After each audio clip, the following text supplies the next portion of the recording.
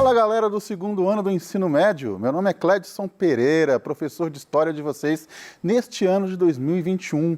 Vamos continuar aqui com as nossas aulas remotas no Se Liga na Educação para que a gente possa sobreviver bem a mais um ano letivo em época de pandemia. Afinal, ela ainda não acabou e temos que ter muito cuidado até a volta das aulas presenciais. Vocês que estão no segundo ano se perguntam qual vai ser a matéria, quais vão ser os assuntos a serem estudados em história. Geralmente, a gente vai estudar fatos ocorridos entre o final do século XV, tanto no Brasil quanto no resto do mundo, até o final do século XIX. Ocorreram vários fatos, vários acontecimentos que transformaram profundamente toda a sociedade global, desde a história do Brasil como si, da descoberta, à colônia, ao império, até a proclamação da República, como revoluções na Europa que mudaram o conceito global de sobrevivência em sociedade. Países cresceram como grandes emergentes, surgiram grandes potências, outros deixaram de existir. A aula de hoje, nós vamos tratar um pouco da história do Brasil. Vocês sabem, acompanharam lá no final do primeiro ano do ensino médio, que os portugueses chegaram aqui em 1500. Um conceito que devemos debater: eles descobriram o Brasil? Não, esse conceito já caiu por terra. Ninguém descobre aquilo que já sabe que existe. Nós já sabemos hoje que os portugueses tinham consciência desta nova terra. Então vamos considerar que eles acharam esta nova terra e que eles mesmos chamaram de Brasil, não é? Esta terra já tinha habitantes e o contato entre esses portugueses e os novos habitantes é o que vamos tratar no início. A aula de hoje é a escravização, especialmente a escravização no Brasil. Faz parte lá da semana 1, do volume 1, do seu PET, do seu programa de estudo tutorado. Então, os objetivos: conceituar este conceito, que é a escravização. Vamos debater este conceito, melhor dizendo. O que é escravizar um ser humano? O que é tornar alguém cativo? É algo que começou a ocorrer somente quando os portugueses começaram a dominar a África, lá no século XV? Será que é isso? Será que escravização sempre está relacionado à questão racial? Ou existiram outro tipo de escravização ao longo da história? A escravização, ela é um sistema em que um ser humano é obrigado a trabalhar para outro ser humano ou para um outro grupo sem receber o pagamento adequado.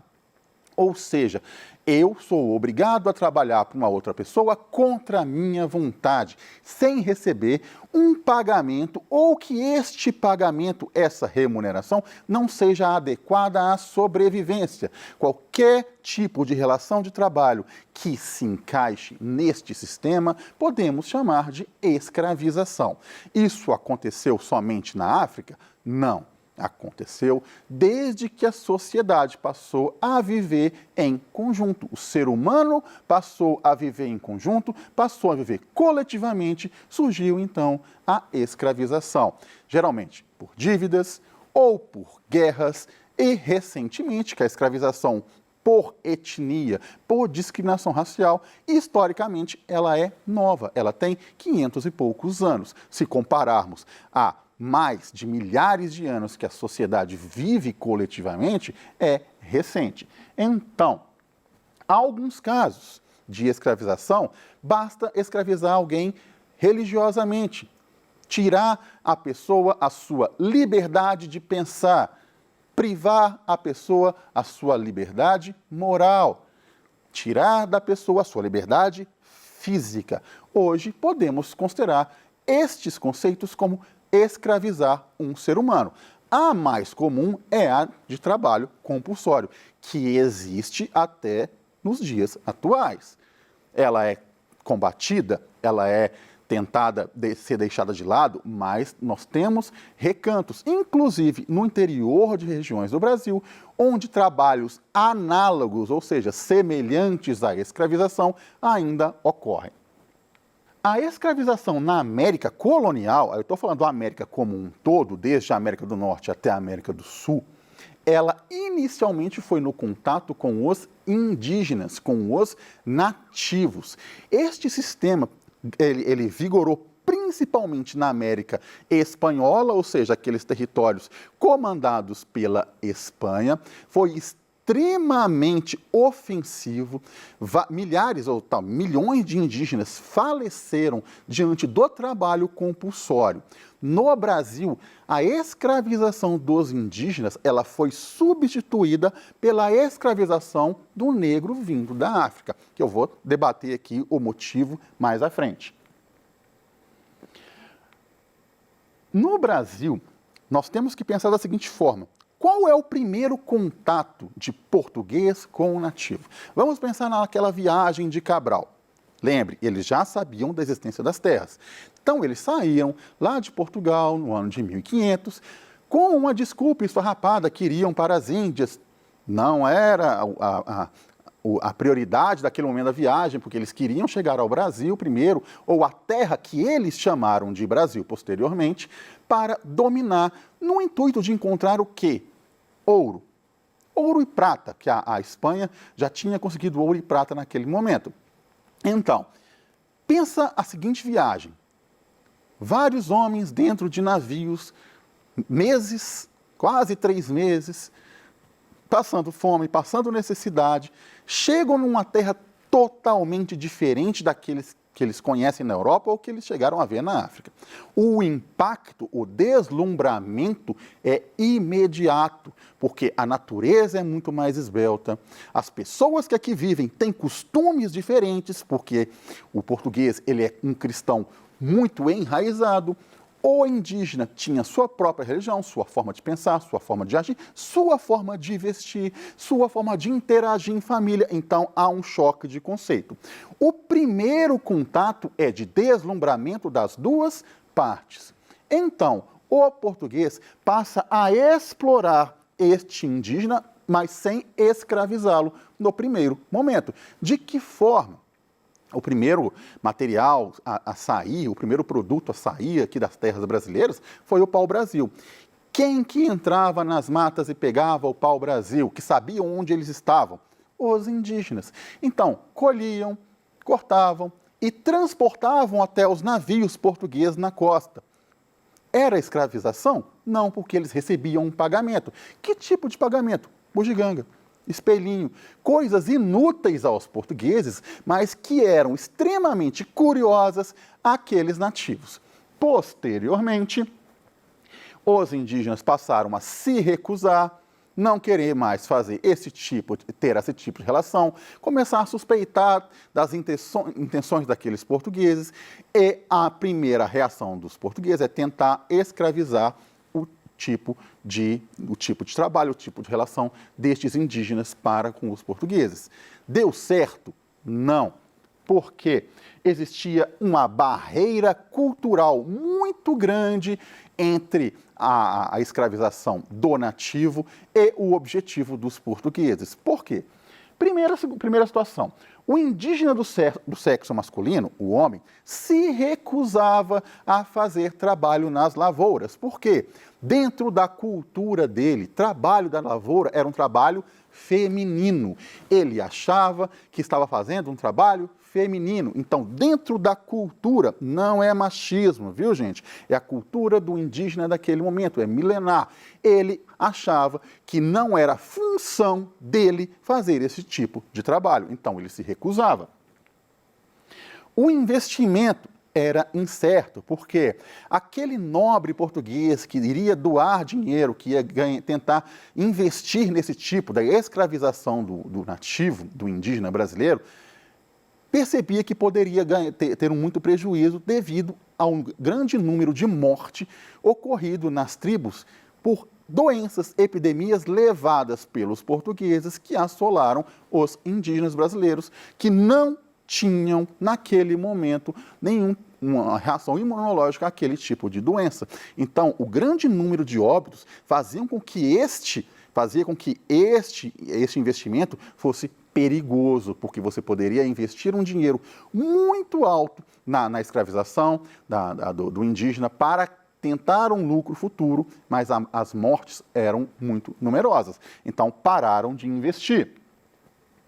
Técnicas de trabalho dos indígenas não se adaptavam ao sistema das lavouras que os portugueses queriam. Eles não tinham o mesmo tipo de pensamento de trabalho. O indígena não era acostumado a trabalhar por excedente. Ele não entendia por que ele tinha que produzir mais do que ele precisa. Então, ele trabalhava apenas para o seu próprio sustento. E, finalmente, a oposição da Igreja Católica. A Igreja percebeu ou entendeu que o indígena era um ser muito puro que deveria ser salvo, ou seja, sua alma salva, cristianizada, em vez de escravizada. O tráfico negreiro, outro fator, era extremamente lucrativo. Então, a pessoa que investe dinheiro na relação de trabalho percebe que ganharia muito mais traficando negros vindos da África, que já estavam mais adaptados ao sistema de trabalho nas lavouras, que interessava diretamente aos produtores coloniais que os indígenas. Então, era melhor você traficar traficar seres humanos vindos da África, do que investir na escravização do nativo aqui no Brasil. Existia aí um comércio triangular, que a gente chama comércio triangular da escravização. Por quê? Navios portugueses, europeus, ou até espanhóis, saíam daqui das colônias com produtos em direção à Europa e depois para a África. Estes produtos, sejam armamento, seja tecido, seja mesmo até animais silvestres, eram trocados por seres humanos no continente africano e os seres humanos eram levados para trabalhar, de novo, nas colônias americanas. O fruto do trabalho destes seres humanos escravizados era enviado novamente à Europa e assim se mantinha o comércio triangular. Os navios que levavam mantimentos, eles saíam abarrotados e voltavam sempre com escravizados. Estima-se que mais ou menos 4 milhões de pessoas foram traficadas da África para o Brasil entre os séculos XVI e século XIX. Basta ver que a nossa sociedade ela é composta por um número muito grande de pessoas de etnia vindos da África. Nós somos uma sociedade hoje muito miscigenada devido à presença, primeiro, dos nativos, depois a presença do branco europeu e, finalmente, com a presença das pessoas que foram escravizadas do continente africano, traficadas para cá. Então, a sociedade brasileira ela é miscigenada. Os navios eles abarcavam geralmente 600 pessoas. Vamos pensar nessa viagem.